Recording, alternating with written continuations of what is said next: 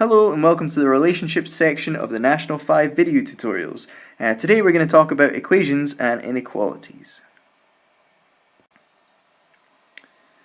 When solving equations like this, what you need to do is you need to separate your variables and your units onto either side of the equal sign.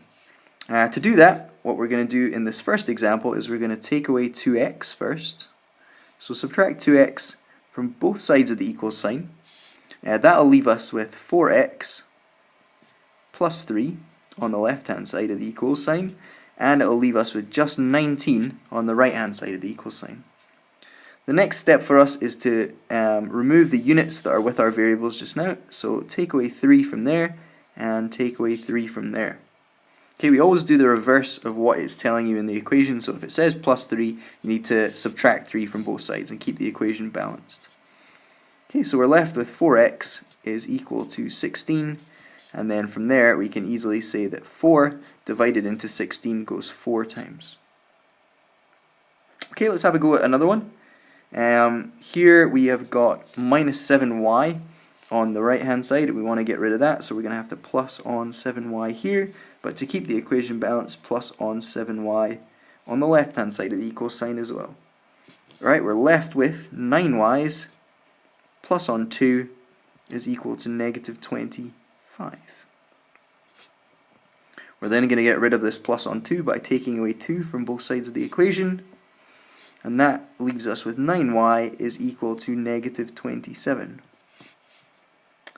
If we divide by 3 on both sides, if we divide by 9 on both sides, we get that y is equal to negative 3.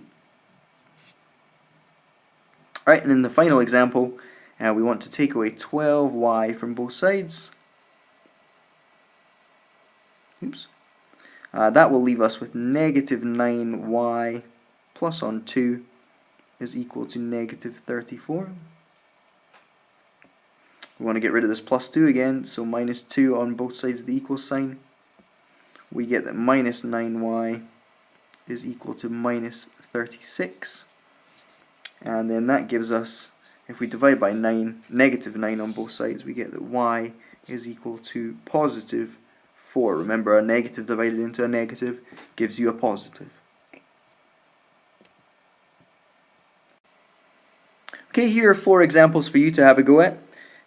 Pause the video here because I'll give you the answers to these questions in just a moment.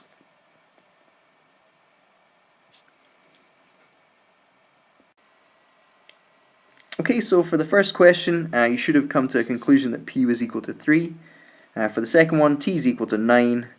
Third one, m is equal to 4. And for the last one, k is equal to 3.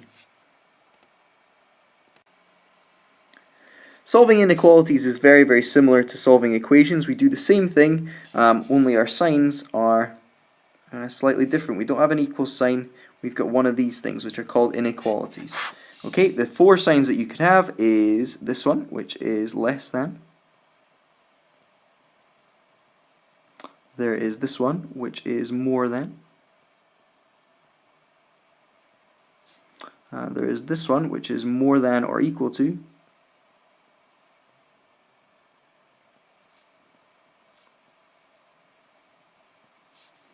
And there's this one, which is less than or equal to.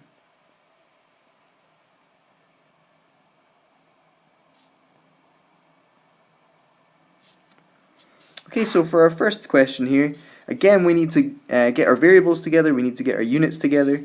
So we're going to subtract 3x from both sides, first of all.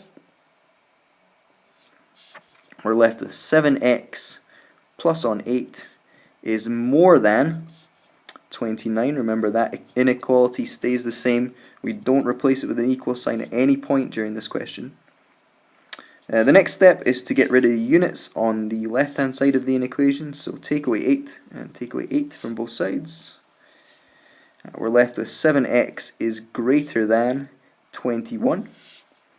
And if we divide through by 3 on both sides, we get x is greater than 3. Okay, same on the second example. We've got minus 8y on both sides of the inequality here. We're left with 5y's plus on 2 is less than or equal to 42. going to take 2 units off both sides of the equation, and we're left with 5y is less than or equal to 40. If we divide through by 5, we get that y is less than or equal to 8. Okay, that's how to solve an inequality. Very, very similar to how to solve an equation with variables on both sides. Let's see if we can get some examples done. Alright, so here are 4 examples for you to have a go at. Make sure that you do not replace your inequality signs with equal signs, and pause the video now because I'll give you the solutions in just a couple of seconds.